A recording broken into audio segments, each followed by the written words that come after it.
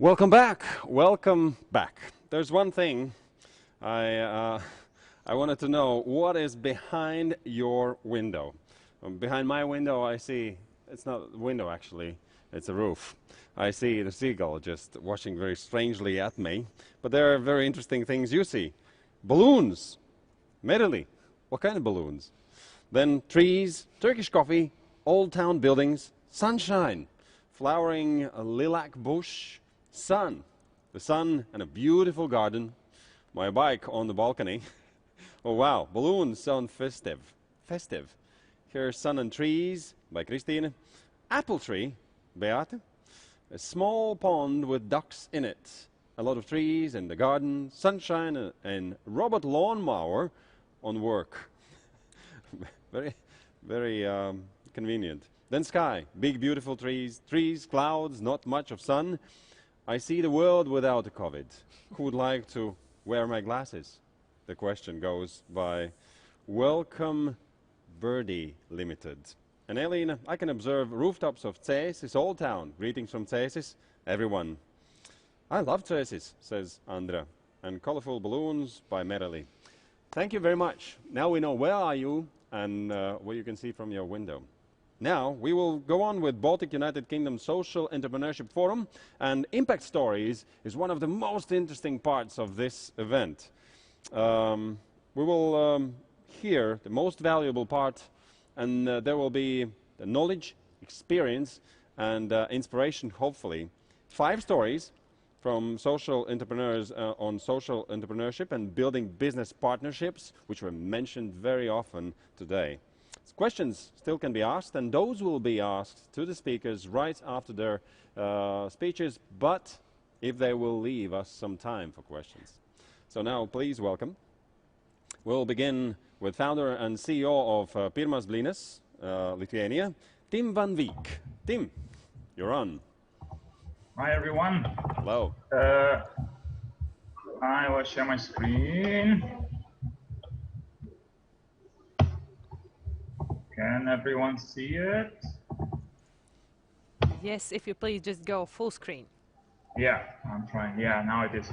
Good. I just cannot see you guys anymore. We are here, believe me. Okay, good. When my time is up, just tell me, because I don't see the clock either. Okay.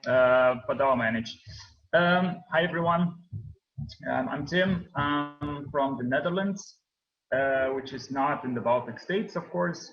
I moved here about 5 years ago, and when I came here to Lithuania, I saw that there is not really anything going on for guys with a disability, and I thought maybe there's something I can do here. Maybe I can start up something to have them a bit more integrated into society. And actually, this whole what we're doing today about partnerships and contacts, that is actually where my story basically also starts, because when I came here, I knew only my girlfriend, who is Lithuanian, and for the rest, I had not one single contact. So I had no idea where to start, who to contact, how to start up a business in general, especially not in a country where I do not speak the language. So I needed contacts, and I needed cooperations and partnerships. And we're now open 3 years, and I think I created a lot of contacts, a lot of partnerships. And yeah, I would just like to shortly, because I only have 10 minutes, to go through the small stages of partnerships and contact that I went through. So first, when I came here, as I said, I noticed that there was nothing going on for guys with disability. So I wanted to see, where do these guys go? What are they doing during the day? And I found out that there is like daycare centers. And in these daycare centers, guys with a disability, they go there every day, and they make art, they make candles, and in the end of the day, they go home. These guys then do not get paid for that. It's just a day activity, and I think in most of the countries these are the same. At least in the Netherlands, they're exactly the same as here in Lithuania. So my first step was go there and see how these daycare centers were working, what they were doing, to have some contact there. And through them, I got other contacts from organizations around people with a disability that had contacts with ministries, that had contact with other governmental organizations. So through the daycare centers, I went to them and there I explained my idea. I wanted to open a cafe where guys with a disability would serve. Basic idea was coffee and a cookie or a cake. And I went there and I asked, is that interesting for this country, this city, Vilnius, the capital, or is it just something that I think is interesting, but Lithuania is not really looking for that? Everyone said, wow, that's great, start it, we would like to help. Or organizations said, we wanted to start it, but we didn't know how, we don't have the funds, we don't have the money, we don't have the know-how of how to do it, but if you do it, we will support you. So with that question basically asking, is it interesting for you to start it? I gained more contact and in, let's say, the governmental organizations. Then I had to look for people that could help me start the business itself, because I have never started a business in my life. I don't have the contact here to start up a business, because you still need to have funds and people that have know-how in food business and other things. And actually then I found a request on Facebook. It was written by an organization, Gerinole, and actually I'll change my slides to the last one. Oh, you cannot even see the last one. This one, yes. Gerinole on the right. And they were actually looking for future social entrepreneurs. They were asking to fill in some paper for a application for meetings with them and like a fast course.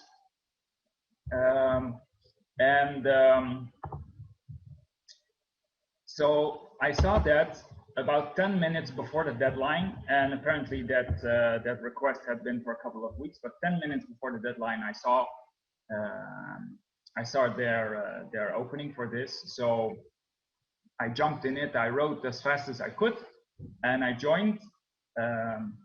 Through them, I got a lot of contacts with inside the parliament people, other business people.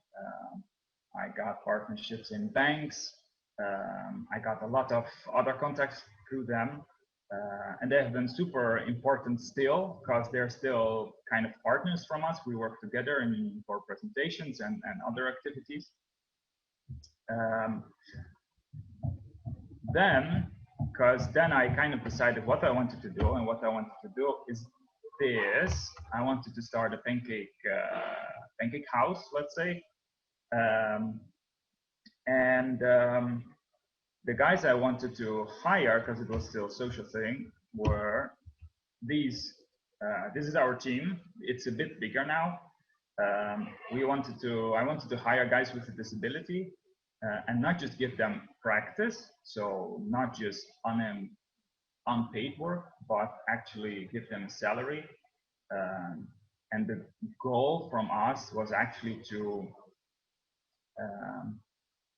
have, the goal is not our workers itself. Of course, we work a lot with our workers, our employees. We give them a lot of trainings. They get salary, so they can buy their own clothes. Their parents can now work because their kids have work here. So instead of only dad who is working and kid and mom stays at home, now dad, mother, and son is working. So they have much bigger income now as a family. But actually the main goal is to attract society to come in here, our place, to eat and to experience that these guys, our workers, can work properly and can work well. Yeah, so that was our goal. But for that, I needed to find workers.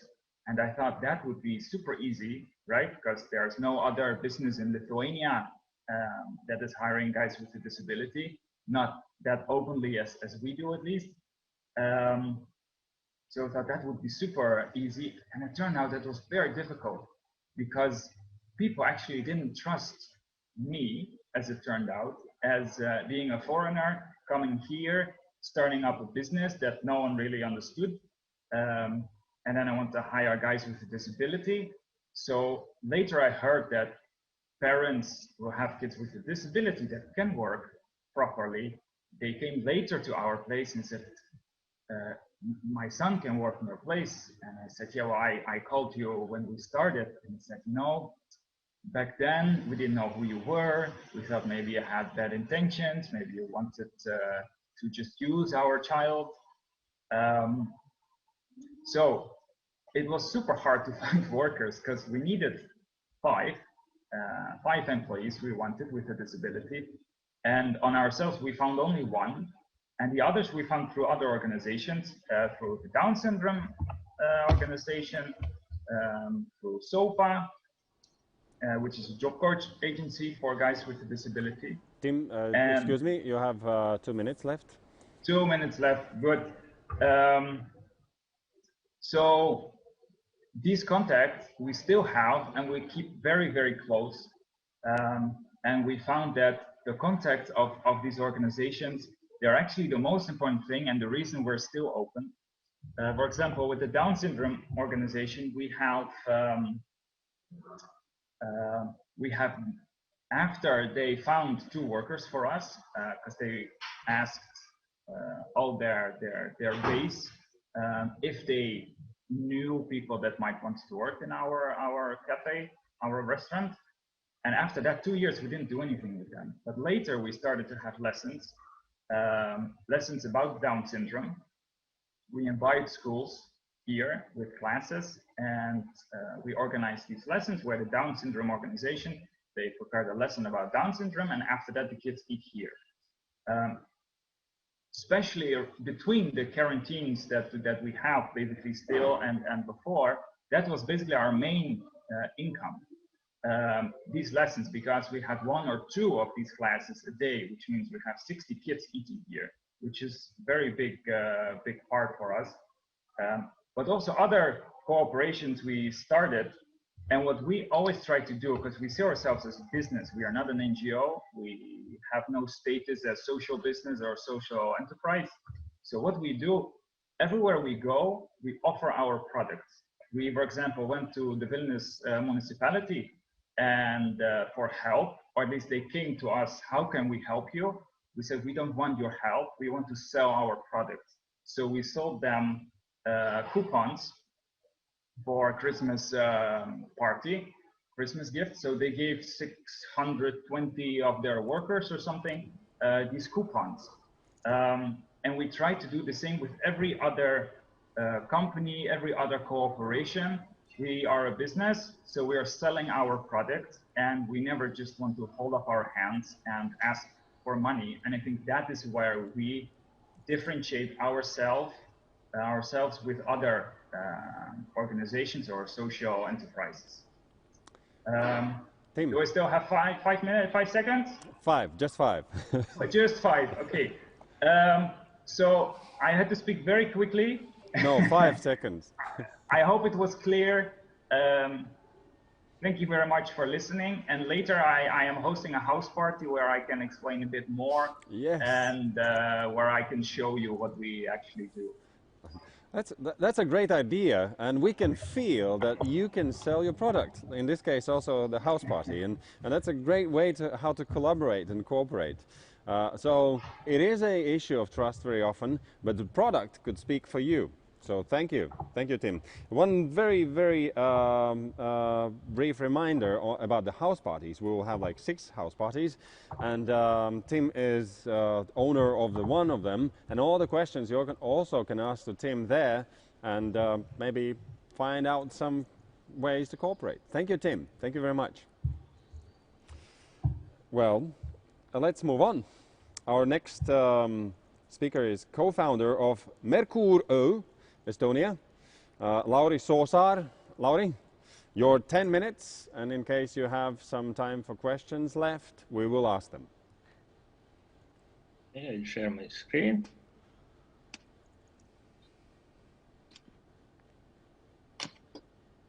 Can you see my screen? Yes, we can. Yep.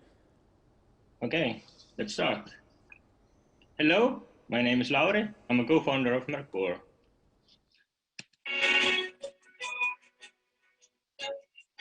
Merkur has developed a series of mobile workshops to introduce young people to various professions, work practices, and tools to be found in the metal and woodworking sectors. It provides an opportunity to gain hands-on experience, raises interest in these professions, and for vocational training in these sectors. In mobile classrooms equipped with modern technology, students can test their engineering skills, try various techniques and tools, and make exciting products. In 3 years, the Merkur team has organized over 700 science, technology, and engineering workshops for about 7,000 young people.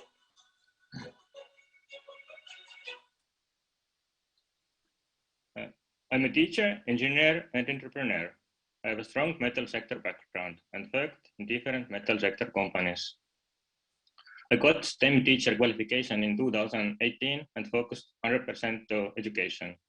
I work as a technology teacher in different Estonian schools with my own technology class. I'm a board member of Estonian Association of Technology Education and also Network of Estonian Teachers Association. I would like to inspire young people by the field of technology and engineering. As a teacher, I face the challenge of teaching technology every day. Schools don't have resources to buy modern equipment and tools. Girls are not welcome to technology class. Engineering specialties are not very popular. Estonian companies don't have enough skilled workers. We started generating ideas of mobile workshops in the end of 2016. We got €100,000 from Estonian Ministry of Education for developing and piloting our solution in Estonian school network.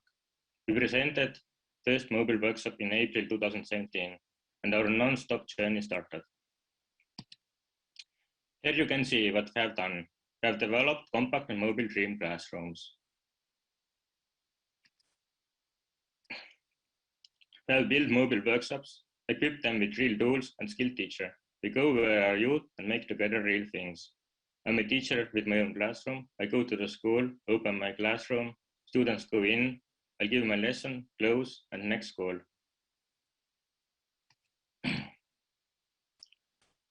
Our target group is youngsters from age 7 to 18. We operate in the field of formal and non-formal educational field. Our first workshop solution was based on CNC operator profession. All pupils is a CNC operator and will make their own aluminum USB memory stick. All our lesson plans is based on the group's maximum 15 pupils, and our workshop lasts 1.5 hours. During this workshop, we are milling with CNC router in the eyes of the pupils their own USB memory sticks, aluminum body elements. We have made approximately 1,000 units of those. It's a very unique solution in Estonian school education system. We started to go deeper and started to build our own CNC classroom concept. At the moment, we have 7 SnapMaker 3-in-1 CNC machines. All machines has options to 3D print and CNC milling and CNC laser engraver, and worked out about 10 different lesson plans. We like to work with small groups, and our CNC workshop has built up as a pair work, 2 pupils with computer and CNC machine. Here you can see some of our workshop product samples: fidget spinner, electric soldering project, aluminum milled USB memory stick, bionic fish, headphones with stand and LED light, Bluetooth speaker, wall clock. We have organized 100 technology events for 9,000 young people. We have developed 2 mobile workshops and over 80 learning solutions for the secondary school. We are 3 hours away from every point in Estonia. The mobile workshop service is a good example of partnerships between schools and enterprise. We work together with sector companies, schools, and local municipalities. We have long-term partners in Estonian school network and hobby education. Private sector companies support us. In this short time, we have been noticed from different sectors.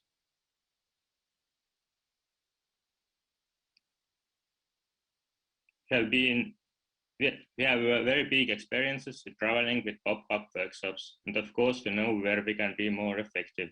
We wish to develop the concept of future mobile classroom and methodological study materials for both students and teachers to expand into the Estonian and international educational sphere.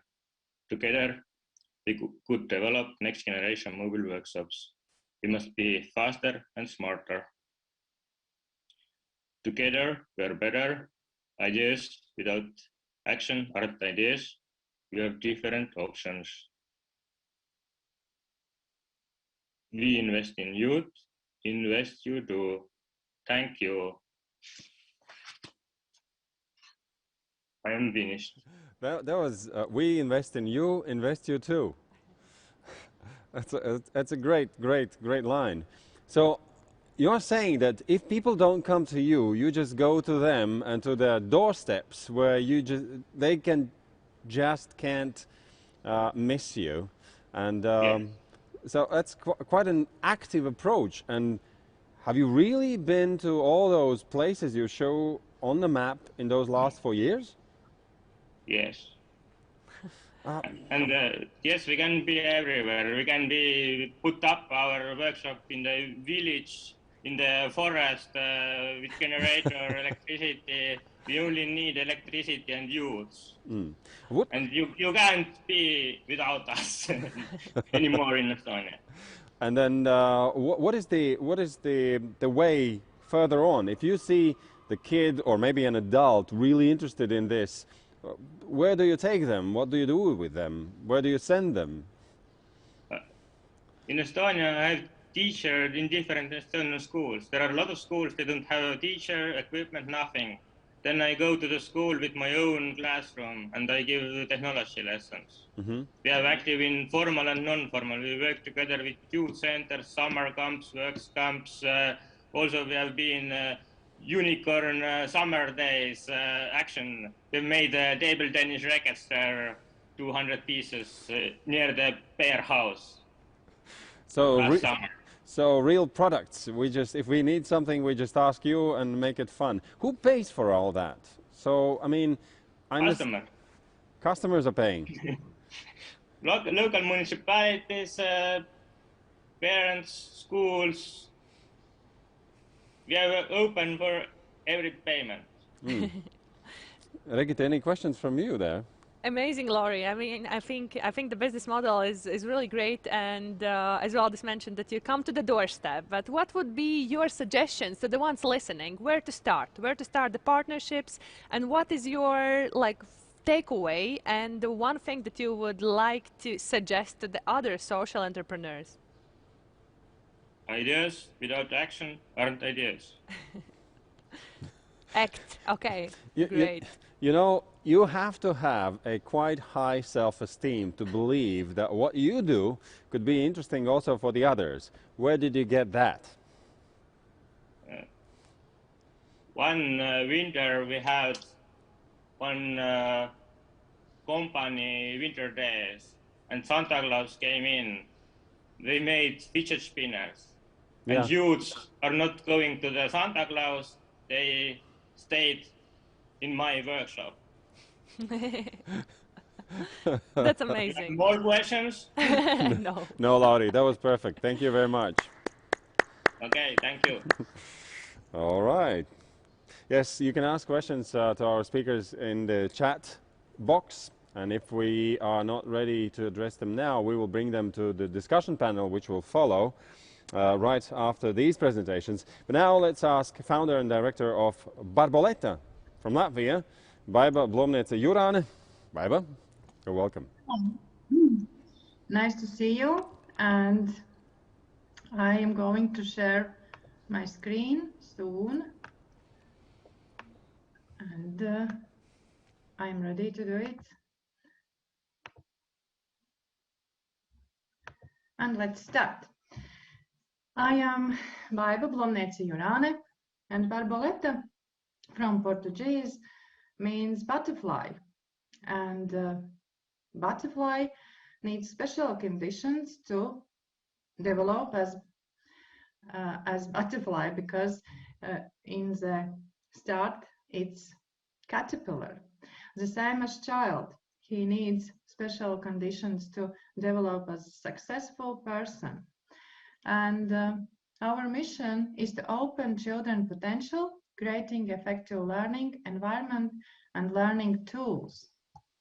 We see that 20% in population has learning difficulties. More and more children have attention problems.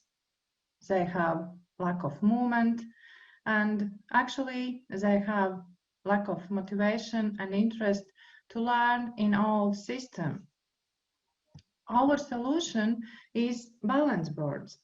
We created balance boards, and they connect body movements, body coordination, balance, and learning. And we see in our research that attention, interest, learning success increases very much. Also, it's an option for children to move and to learn, and adults have effective tool to work with. And let's see video how it looks like.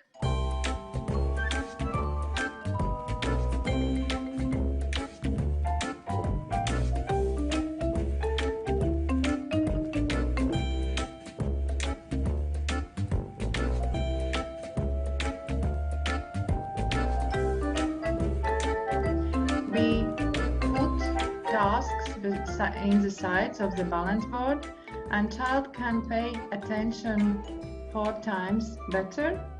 We can teach everything: language, math, grammar, sciences, and we can start work from 1.5 to adults. Let's move forward, and I will tell you more about our business model.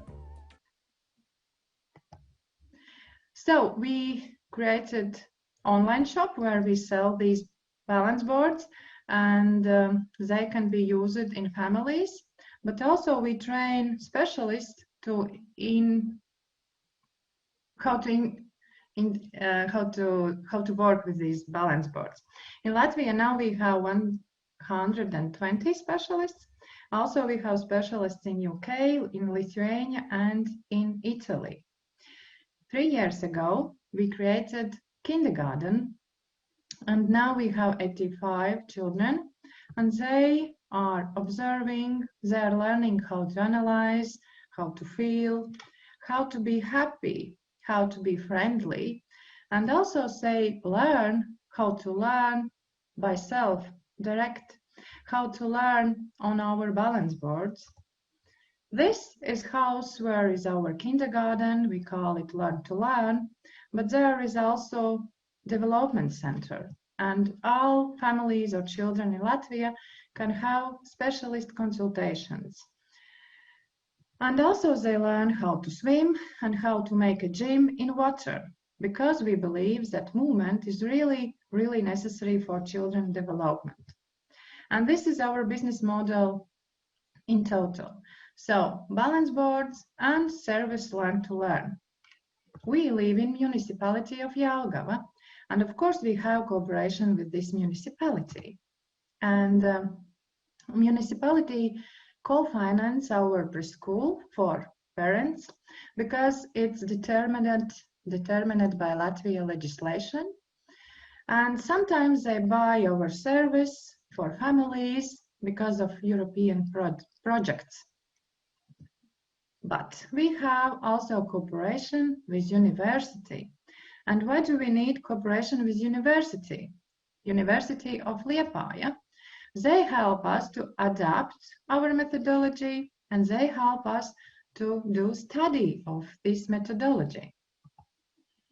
Also, cooperation with Investment and Development Agency of Latvia. They co-finance balance board production, market activities, and they co-finance premises for learn-to-learn service. But we believe that we need cooperation with other institutions, not only in Latvia, but also abroad. And that's why we do Erasmus Plus projects. And now we have project for balance board. We have cooperation in Italy and Lithuania with organizations. And also our 28 employers in Learn to Learn can have mobilities. In this year, they can have mobilities in Greece, Lithuania, and Italy. Because we know that friendship, cooperation, and contacts help to sell. That's why I am a member of Business Network International. What is this? This is a network where are entrepreneurs who are selling their products, and we are helping each other. We have really good, warm contacts, and we believe that givers gain. So if I help another member of this club, I know that this member will help me. Why should I create cooperation with seller who sells, I don't know, cleaning materials? Or why should I make cooperation with builder? Because I'm an educational institution, but I need this cooperation because I know this builder or entrepreneur who sells cleaning material maybe knows many school directors, or maybe he knows many school directors, and he will say, hey, there is Barboletta, and this is really good method, and it works. We feel it in our life. We have trained 120 Barboletta specialists, and we are creating community for them. They are our clients, but we see that they are our cooperation partners. They help us to create new methods, new tasks. They create master classes, and also they help us to make video lessons, and we are going to sell them in our online market. So this is good for us, and also this is good for our specialists because it's extra money for them. Our clients are our cooperation partners, but mostly they are parents from kindergarten. This is mother, and she help us to sell method of balance board in Latvia. Also, we have fathers who created digital information system for our organization for free, and they help us to make new innovations and new products. For example, these boxes for garden, it's really good for children to have their own garden. This is gift, but this is our new product, and this is piano, and this piano child will play this piano by legs using motor coordination and movements, and let's see a little bit how it works.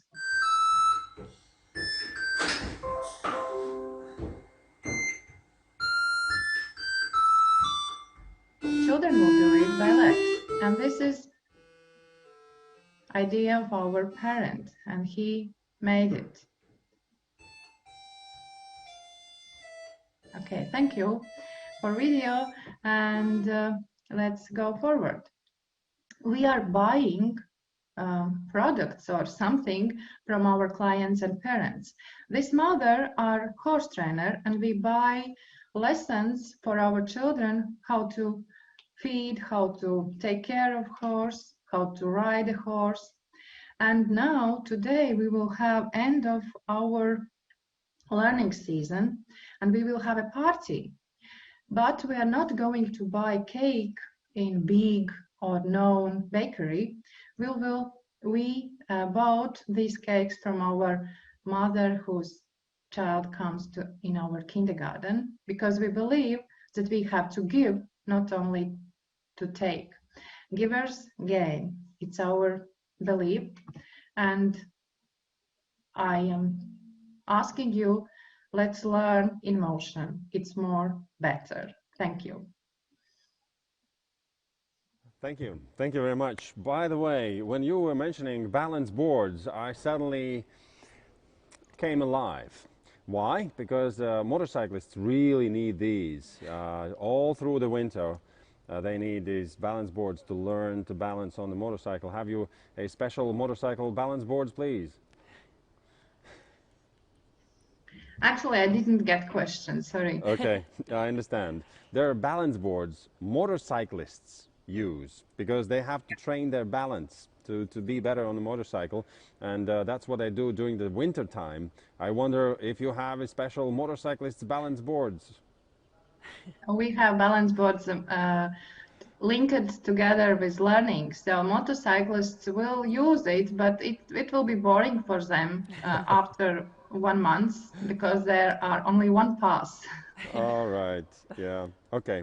Anyway, but thank you. And I wanted to ask another question. Why did you choose social entrepreneurship? Because it's a great business project. Just go on with it, business as usual.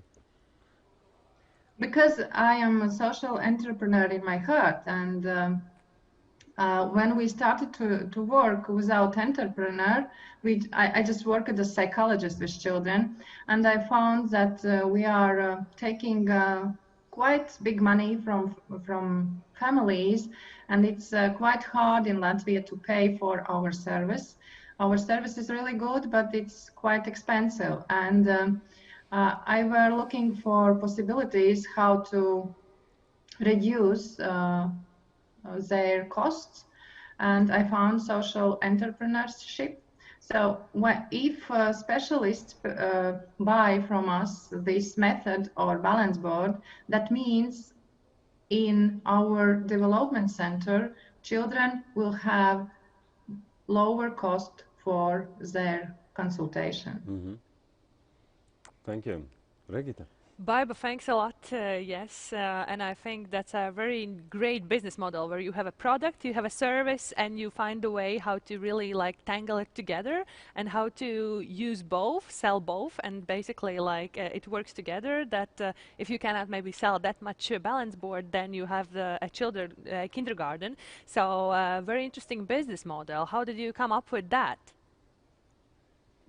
I don't know. I just live and I saw it's really good to do so. It's like, I don't know. It just came. How about the social impact? Like, how do you know that you create the change? Maybe you can tell, how do you measure your social impact in your daily life? We are interviewing specialists. We know what they say. We made study. We know how this balance board, what impact balance board make for children and for learning process. And we are calculating how many children for how many children we help it, how many children we give help. And now we know it's more than 2,000. Wow. Amazing. Thank you. Thank you, Baiba. Now we will have a chief executive of Now Group from UK, Maeve Monaghan. Maeve, you're on. Hi, everybody, and you did really well with the pronunciation of my name, so yes. Thank you very much. Thank you. Translated from Irish, it means "she who makes men drunk," which I think is a great name. So I'm really pleased to be here today, and I had to have a special mention because when I was speaking to the team yesterday about coming on to this presentation, one of our best staff in Now Group is from Estonia, so she was particularly excited that we were going to be speaking about Now Group to yourselves today. So thank you very much for the opportunity. I'll just share my screen now.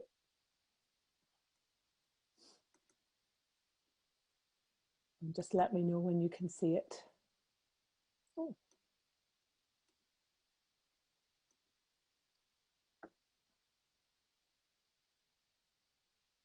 That's okay now, yes?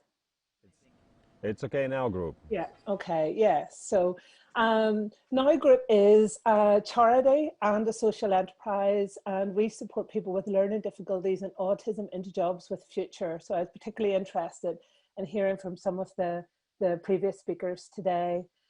And if you look at the line that's in blue, it gives you an explanation of the social enterprises that we have, because as the organisation has grown over 20 years, we've developed a range of enterprises and businesses that generate income. So we have Now Group, which is the parent organisation. We also have a catering business, and it was great to hear some of the other speakers talking about catering, because although it is a particularly popular area for social enterprise, it is definitely not one of the easiest areas to make money, but we'll talk a little bit more about that in a minute. We have a pottery business, and we have our jam card social enterprise, which is growing significantly. It's a little card, jam, that stands for just a minute, and it's a card that can be used with people with communication disabilities to get just a minute of patience in shops, on public transport, and that has been designed by our participants and grown significantly over the last number of years, with over 80,000 jam card users across the UK and Ireland now. And then finally, we have a community interest company called Gauge, and it helps organisations understand, measure and communicate their social impact. So you can imagine, when I was hearing a lot of the speakers on earlier and the interest in social impact, it is one of the areas that we're particularly keen on. So here's a picture of some of our participants and some of the people that we support. This is pre-COVID days, obviously, when everybody could sit in on a sofa together, but they're in our head office in Belfast. And we support over 1,000 people with learning difficulties and autism. And in a year, we would be moving and supporting at least 100 of them into paid jobs. We have a range of accredited qualifications and training to help people be successful in their jobs. And that, you know, one of the best success factors is, or one of the areas of biggest impact, is that after 6 months, 93% of those participants are still in that job and thriving. So we have been on a social impact journey, and I'll apologise now if this is quite small. I can send the slides afterwards. We have been measuring our social impact for over 10 years now. And as I say, we have a social enterprise that does that for ourselves and others. But what we can say in the last year, that every £1 invested in Now Group, we're returning about £20 in social value. So that's part of that exercise that we do to test, continually test how we're doing, what difference we're making, and ask that important question: so what? If we're delivering these services, is it actually making a difference? And we're very delighted to say that it is.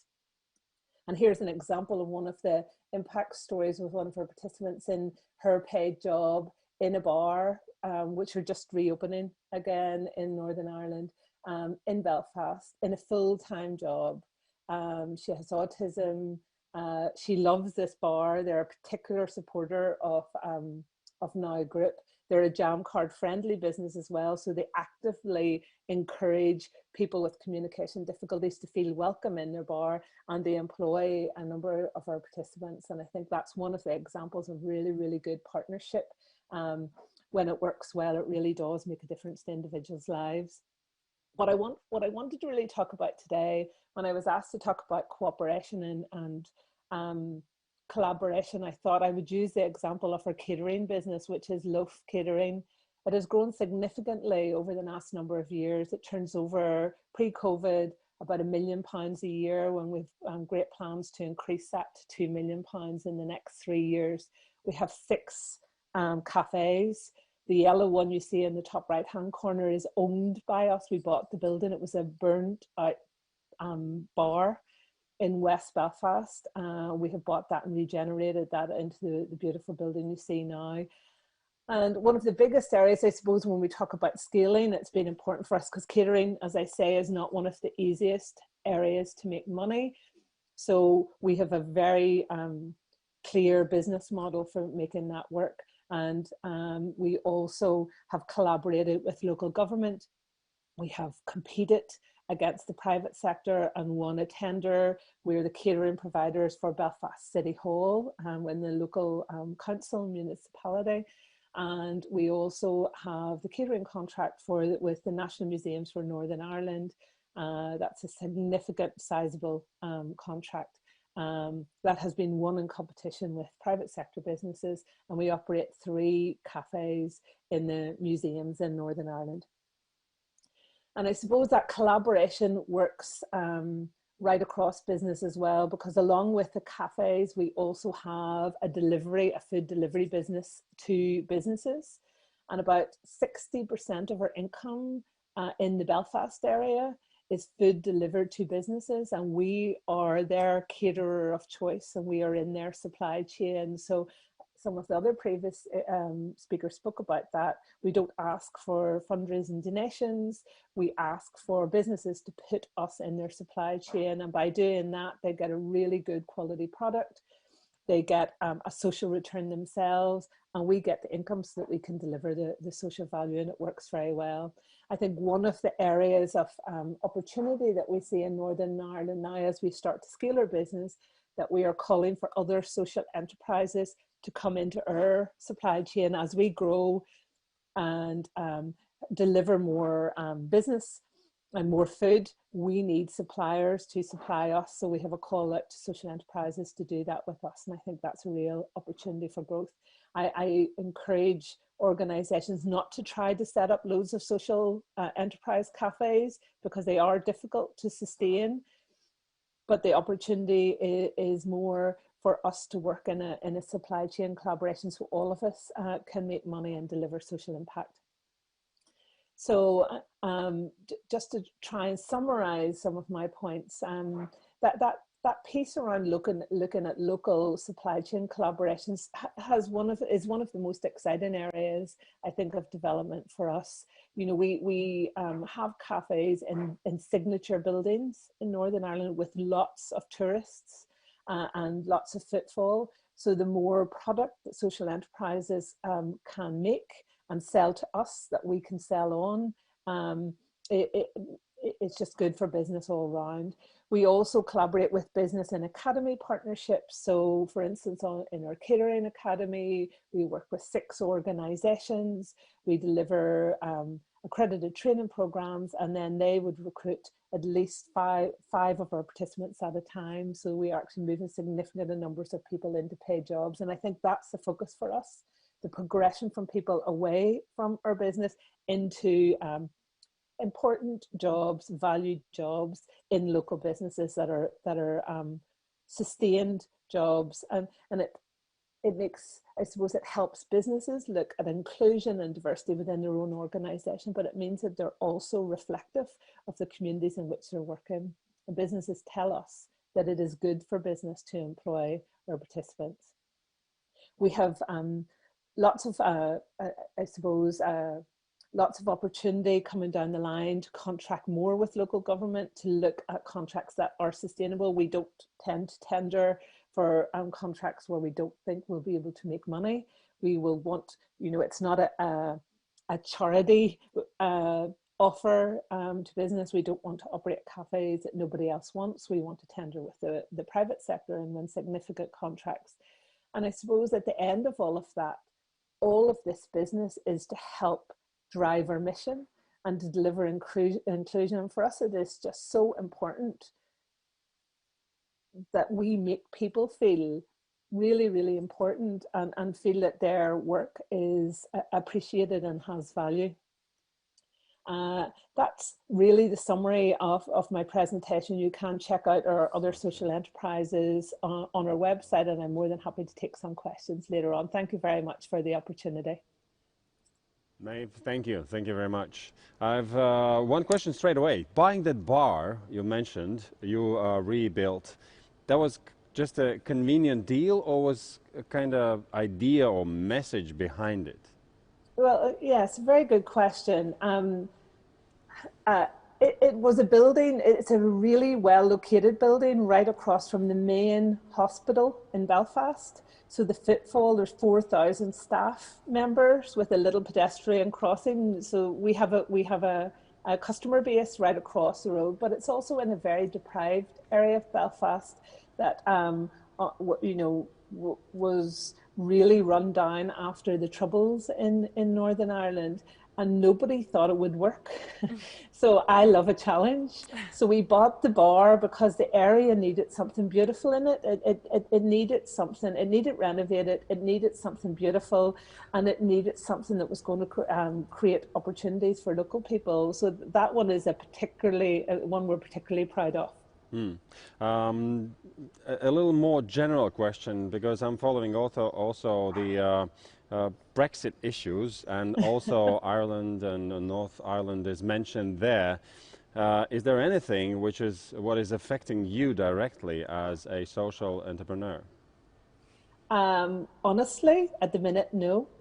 I suppose it remains to be seen.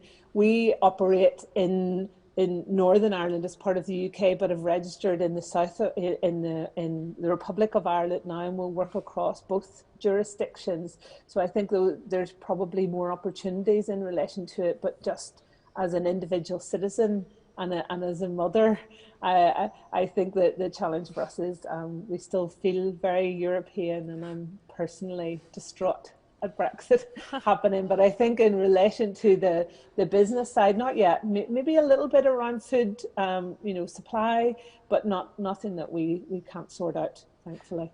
Yes, Maeve, amazing. I think you have a great structure, great business model, like a lot going on. Like, how do you deal with all of that? And maybe you can elaborate more on your work with the target group. So what's the key to the excellence of working with the target group you're working with, and what are the biggest challenges there?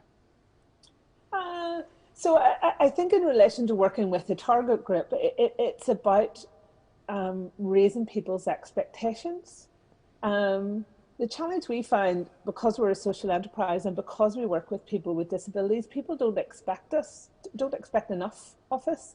So we have been working really hard to deliver an excellent product, to have a beautiful design, to communicate really well our fantastic case studies, so that people understand that a social enterprise, it can be better than an ordinary business, and that people with disabilities are as good a staff member as anybody else, and that all businesses should be reflective of the communities in which you work. So, I think social entrepreneurs love a challenge, and our focus has been on being better than other businesses, being seen to be as a professional and probably more professional than other businesses, and challenging expectations around being a social enterprise and the potential of people with disabilities. And they're big numbers. We're working with over 1,000 people. So that in itself, that ability to scale has been a challenge for us. It's easy to contain it in Belfast, but once you grow it outside there's a bigger challenge. But I think if you've got your quality framework right, if you're doing it for the right reasons, and if you keep an eye on your impact, it is definitely possible. But do you feel like you have to push harder to get the same attention and then get the same exposure as other businesses just because you have this special status? Not so much now. I think I have that feeling of you build it and they come. Instead of asking for permission, we've developed a really, really good product and put it out there in the mainstream. And once, there's quite a big movement at the minute, particularly on the back of COVID, where people want to know where their money goes and they want to buy social. So our product is priced, at a high level. We're competing with high-end business. Particularly, we have a pottery, and we're selling mugs across the world. Really, really good quality product. And I think as long as you're true to your mission and you have that eye on quality, people want to spend their money well. Part of the challenge for us is just making sure that we have the resource to invest in that brand design and that communication, and the confidence in ourselves that just because we're a social enterprise doesn't mean we aren't as good, if not better, than any other business. Thank you, Maeve. Thank you. You're welcome. Thank you. Maeve Monaghan. And now we have CEO of FRC group from UK. Please welcome Sean Doran. Sean.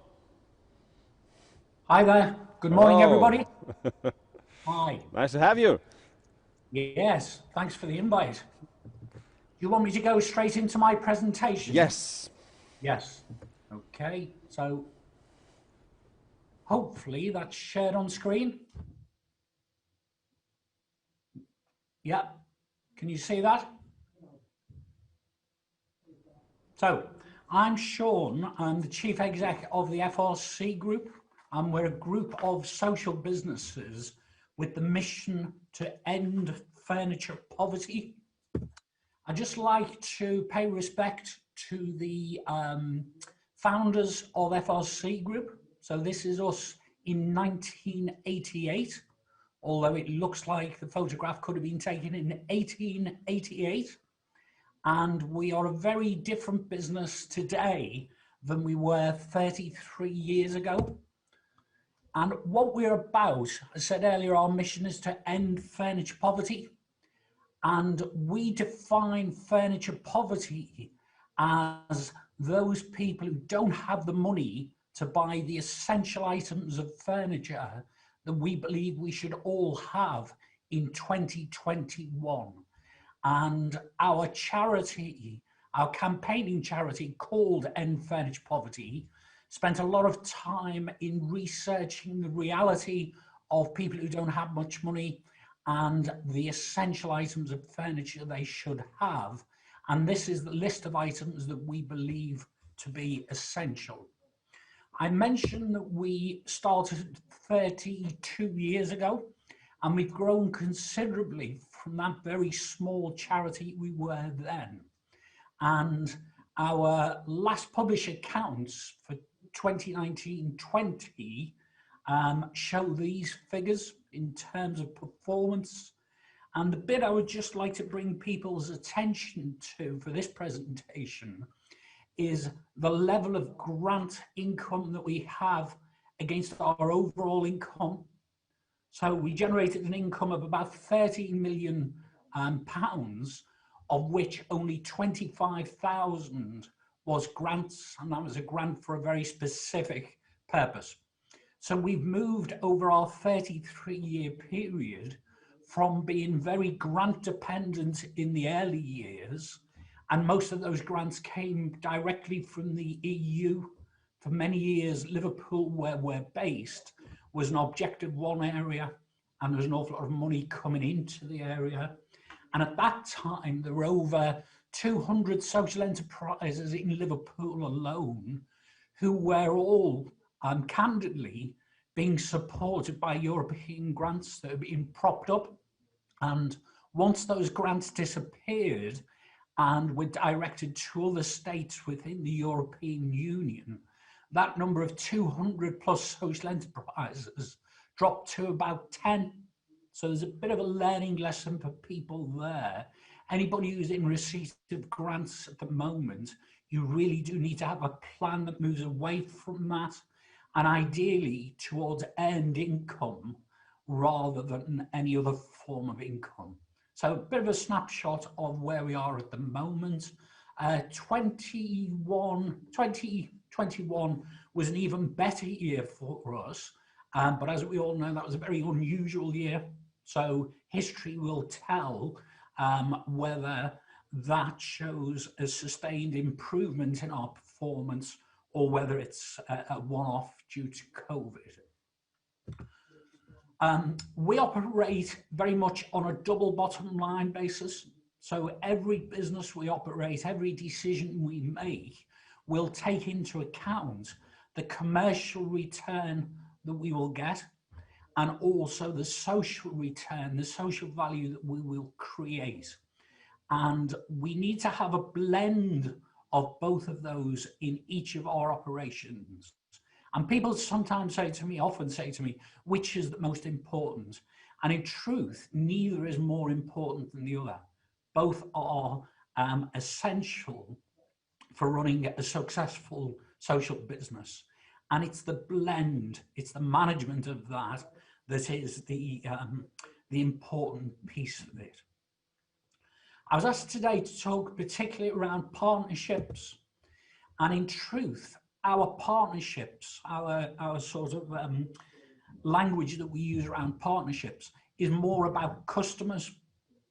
And what we've done over our history and continue to do is to find customers who are prepared, able, willing, and want to pay FRC Group for delivering a service, and that either fits directly with our mission to end furniture poverty, or it generates a revenue and income that allows us to then invest in other processes that end furniture poverty. And when we talk about customers, we in the main talk about corporate customers. So most of our customers are very large organizations. They will be councils, municipalities, they will be housing associations, they will be businesses. Most of our turnover, our revenue, comes through contracts with large organizations. We do have a very small retail revenue, but in truth, on the retail side, we give more away than we sell. So it will always be a very small element of what we're about. All of our contracts that we have been won against private sector competitors, and they are mainly, most of our customers have to go through an EU procurement process. And so we're effectively competing with private sector companies and maybe some of the social enterprises right across Europe. And we think that's good. It keeps us very much on our toes, we would say in England.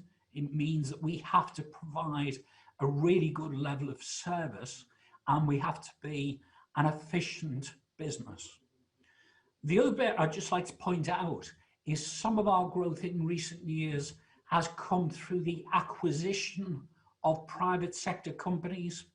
So we have one strand of our strategy is to buy our competitors.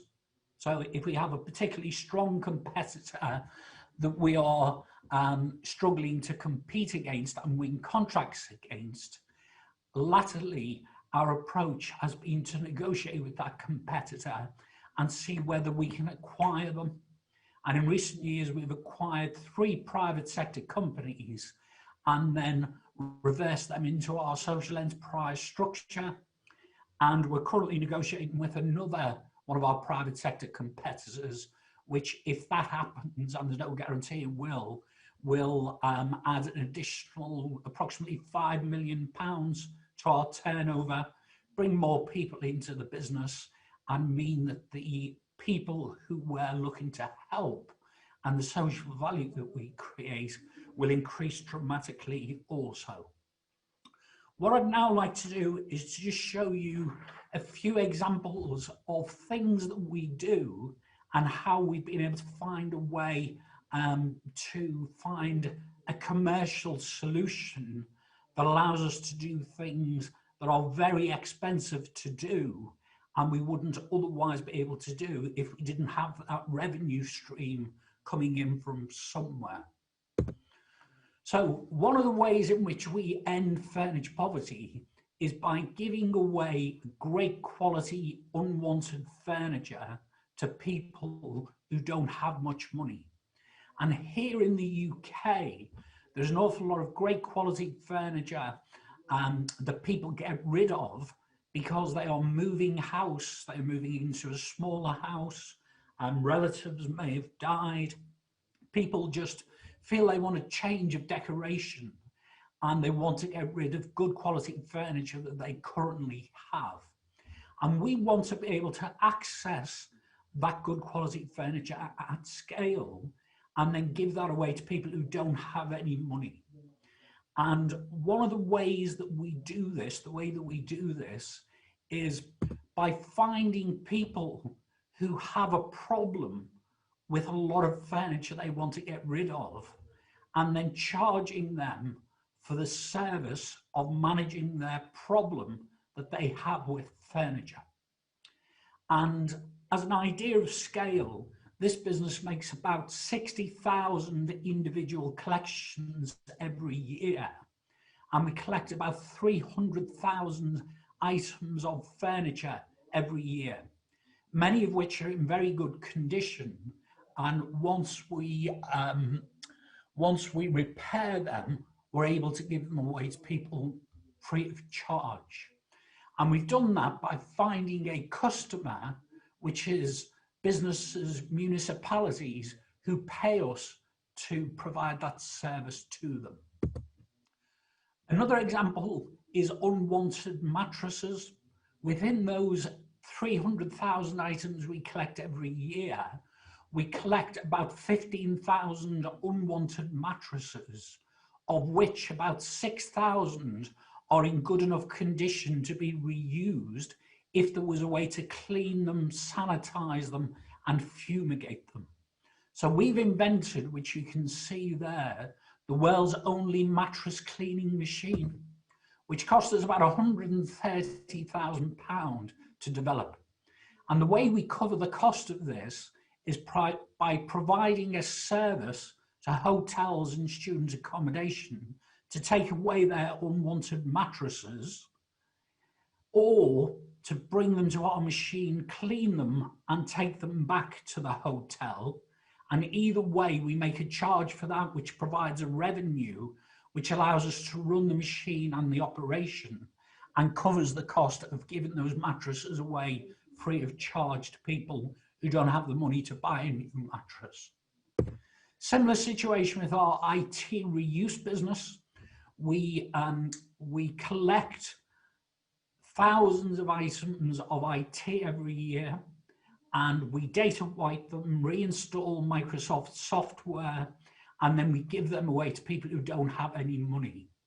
And the way we're able to do that, and to be able to pay staff, have decent premises and equipment and vans, is we charge people who have a lot of computers to get rid of. We make a charge to them for managing that problem, taking their computers away and dealing with them. So we have large contracts with universities where we might collect 1,000 computers at a time, or large businesses like solicitors or call centers who have an awful lot of computers and need to replenish them, replace them periodically. So you'll see there that we operate a social business model. And I'd just like to point out, in summary, some of the challenges that that brings to a business and some of the benefits. The benefits are definitely of scale. You can grow to whatever size you want, dependent on the market that you are working in. You're in control of what you do. You can do what you want to do rather than what grant funders want you to do. And generally, markets, although they do have a lifetime, they last longer than grant funding is likely to last. So there's some great benefits of a social business model, but there are some real challenges. It is a challenge to win contracts, and it's a challenge to retain them. And you have to develop what we call a world-class service model in order to retain contracts. You need to keep a focus on the social change.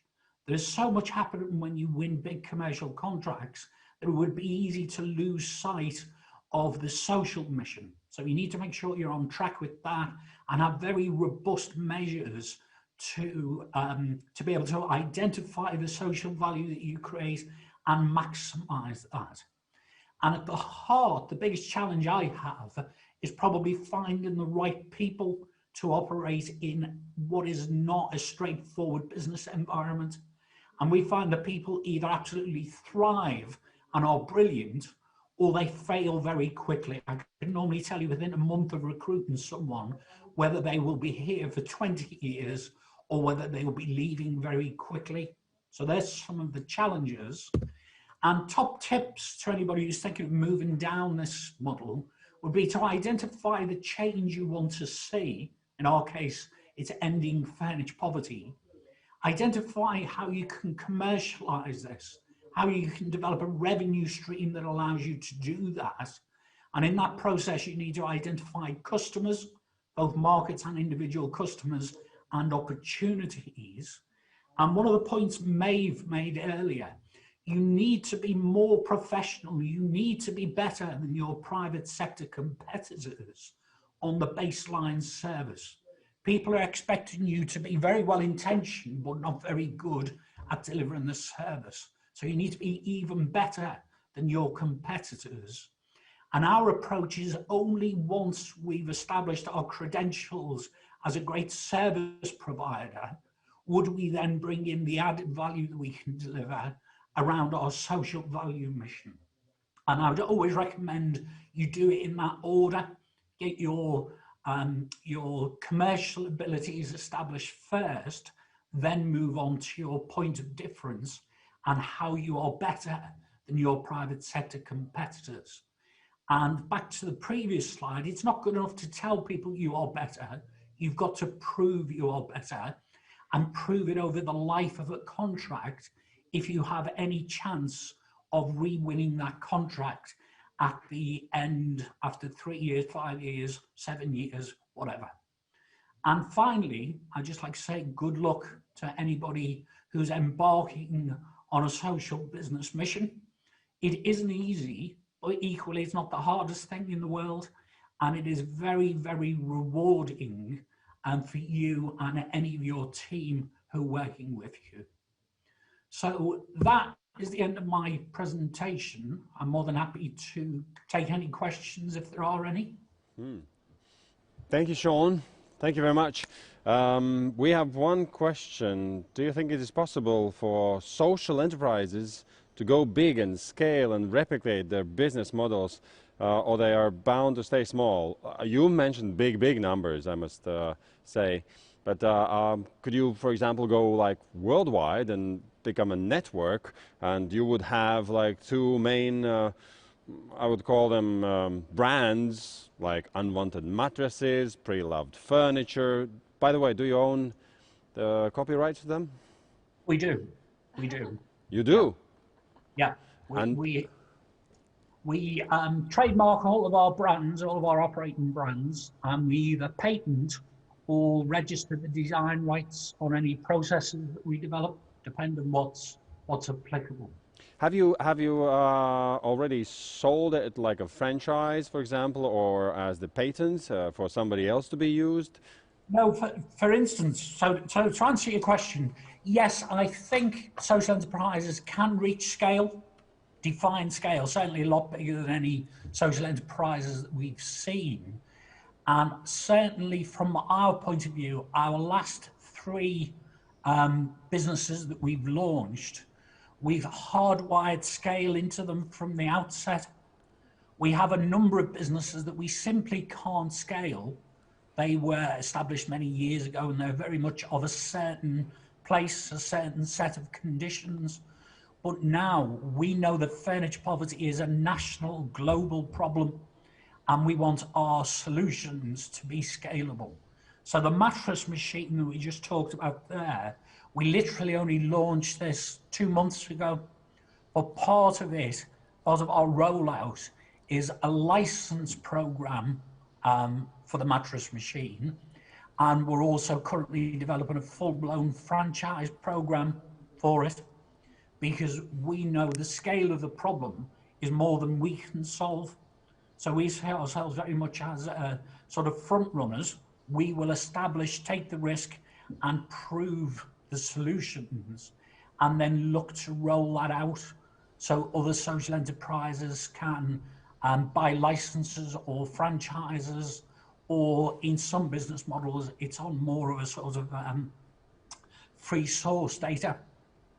But we are very, very clear on the social enterprises, the type of social business we would work with. Social business, just because you're a social business, does not mean that you are any good at running a business. And I can name many, well, I won't name them, but there are many social businesses who I wouldn't trust to run a bath for me, let alone run a business. And they damage our sector, and we certainly wouldn't look to partner with those. We only want to partner with people who can actually deliver rather than just talk about delivering.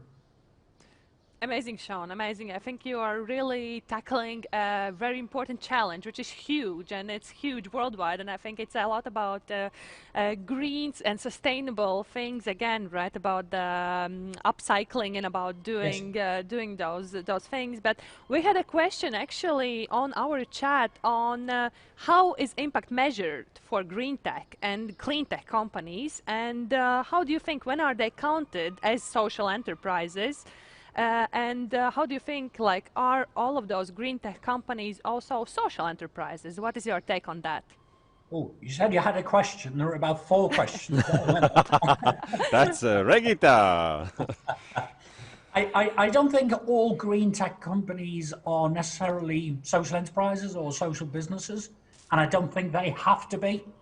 But I think there is definitely a growth space for social businesses in the whole green tech sustainability agenda, and it's an area that we are certainly using to our advantage. What we find, and I mentioned earlier about establishing commercial credentials, then talk about added value, and for many of our customers, the fact that we operate in a certain way in a certain market and reduce both ours and their carbon footprint is getting some real traction and is separating us out from our private sector competitors.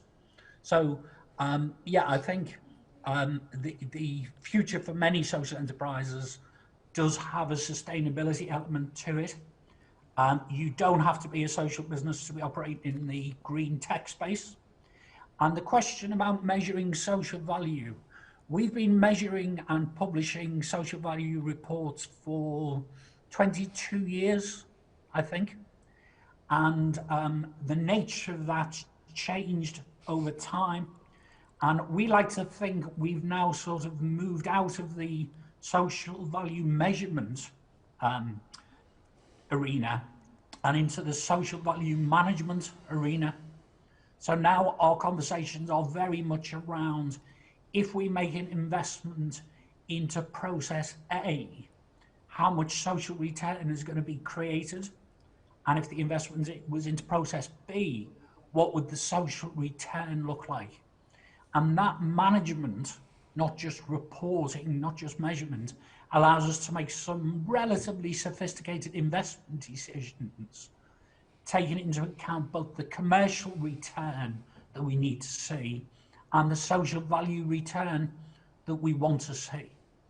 And over the years, it's led to us deciding to stop doing some things that we previously did, because when properly measured and discussed, the social value isn't at an optimum level. But it's also helped us, because we do have finite resources, to identify the best investments, the best new businesses for us in the future that will give us that correct blend of a social value return and a financial return. Thank you, Sean. Thank you very much.